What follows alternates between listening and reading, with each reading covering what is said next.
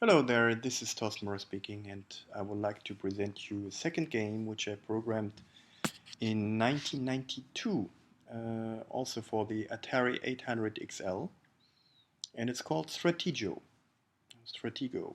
It's a game for 1 or 2 players, which you can play with a joystick, and I think everybody knows this kind of game is where you need to solve a puzzle, and you have a blank field, and you need to move around the blank field in order to to solve the puzzle to get the picture right. And I think I programmed 42 or 43 different pictures. So it's a nice game I programmed in basic language together with assembler, so with some machine language.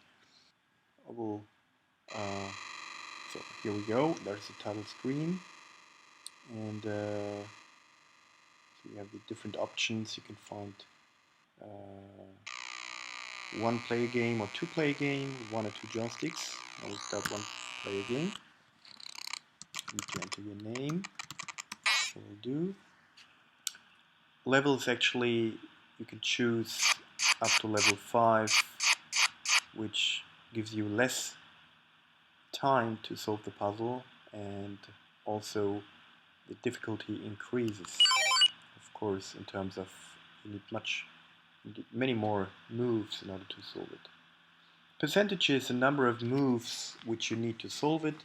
50% means basically you have, so to say, double amount of moves here in this case. Go down to 10%. You need you have 70 moves in order to solve the puzzle. 100% is at 7. Just keep it 50, and then the game starts. Player 1, screen 1. First screen is about numbers, which you need to solve. At the very top, there's a bar which goes down, which shows you the time which you have for this one move, the first move. Below is your name, the number of moves. And, and if you press M, it will show you how the picture should look like. So this is how it should look like. The numbers all in order, and the blank at the very bottom right. Below, you can see below the picture is the score and the level. We are level 1, the screen number 1, and the number of maps, or the number of helps you can have. So we have 5 in the beginning. Now after that we will have only 4, of course, so it goes back to the original position. So now we can start to move and to try to solve the game. So I would say first I take these 2 up, then I will try to move these to the right. So this is how it works. You see, you move around, and now I'll make place for number 6.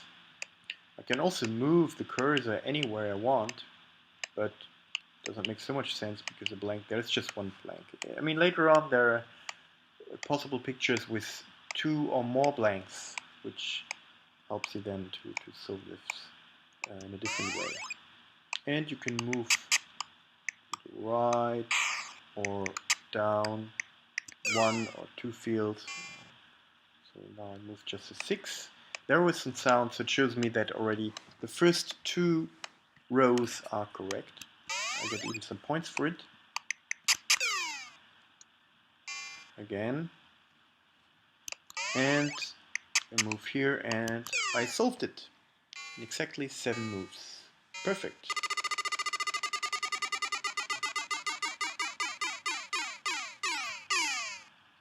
Now it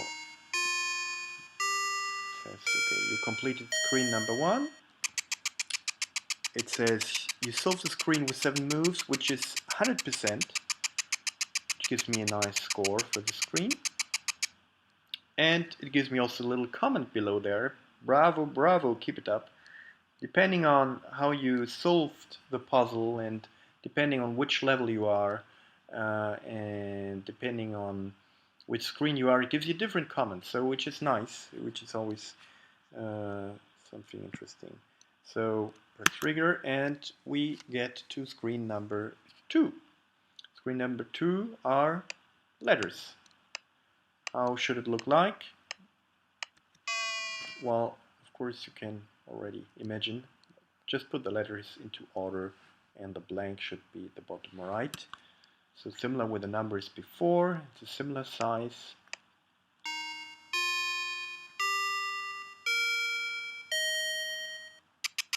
Just to show you the next screen, first screen with some, let's see. Oh yeah, well this looks now quite difficult and you have no idea what it will be. It will be, of course, a butterfly, a very nice butterfly. How do we get there?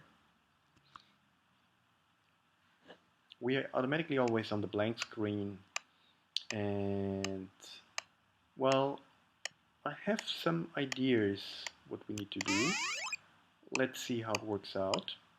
If I can't solve it, I think I messed completely up, and as I have only one move left, it's over. Anytime I can press escape and I would come also to the same screen, which means I would fail the screen, but I can end it. This is very helpful if you've chosen 70 moves and you still can't get it and just want to get out. So then it's finished and you get to the title screen again and you can restart the game.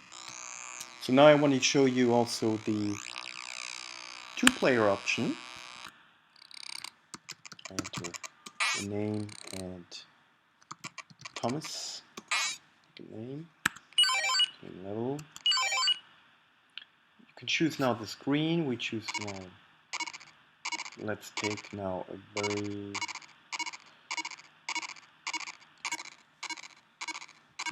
big one. We are, I don't know. Can't choose more. It's ends 25. Let's take, I don't know, 22. So level 1. And you can choose a different one for player 2. That's a nice thing. Either you choose a different one, and then you will see you play. Take 23. Let's take a different one. And you will see automatically what will happen is the player 1, 22 plays to 23. He will put a wall on the player who is not active. So I'm active now. The nice screen. Let's see how it should look like. Oh yeah, this is how it should look like. I'm already on the blank. Where do I move it? I would say let's try to move it up. And there is a different one. How this should look like. Like this. So Thomas has a completely different screen to solve, and which is nice is if one of the solves a screen, he will go to the next screen automatically while the other one is still on the old screen, so it moves on. So which means the other one can be already 2, 3, 4 or 10 screens ahead while the other is still on the same screen trying to catch up. So this is a nice nice feature, I would say. And I go, now I go out. No, the same is one player is losing, so me, I'm losing. I've completely failed the screen, was too difficult for me. should have started maybe at screen number 3.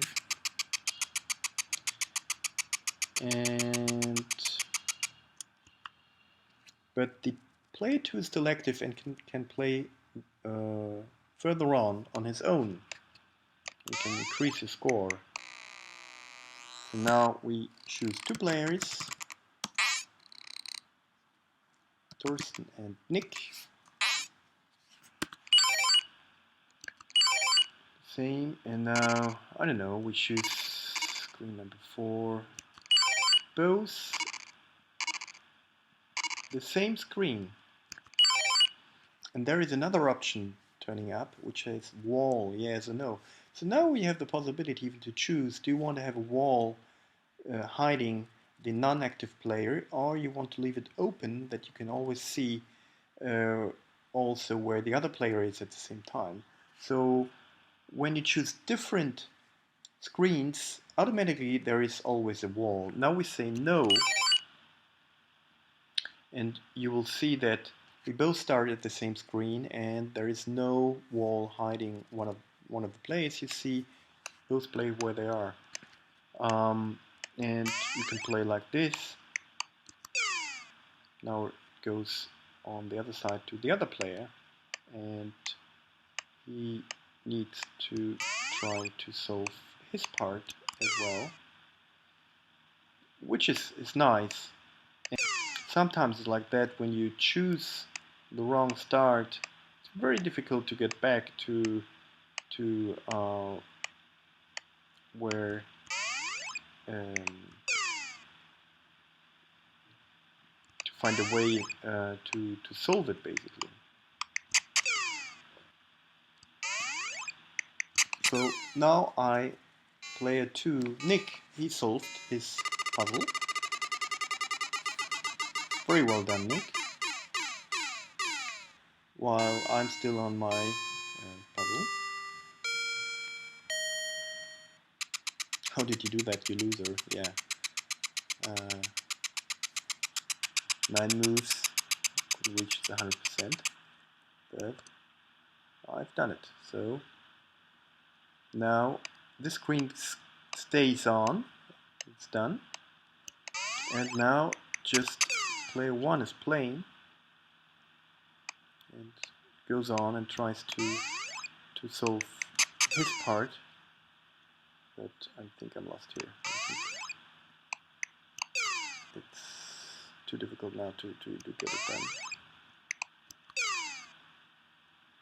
Or so to say, I have not enough moves anymore to solve it. Because it's already my last move, so it's done. So I'm out. I'm out of this game.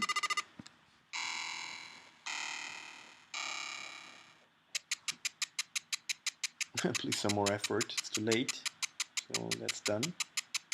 At least I get a little bit, some points here, some score. And then only player 2 is left, and player 2 is already now at screen 5 and he can continue. Where now there is a wall again because, well, unfortunately there I'm out. So this is how it looks like, and player 2 is playing on his own and try to solve this game. Well, that's it basically, and that gives you a little bit insight into this game, how it looks like. I just stopped it, and I hope you will try it and you will enjoy it. And you can find this game on tolica.com or on any Atari database. You can download the ATR file. Just need an emulator in order to play it on your laptop, on your Macintosh, or on your Microsoft computer. So thank you very much for watching, and yeah, hope I can show you something more in the future. Bye!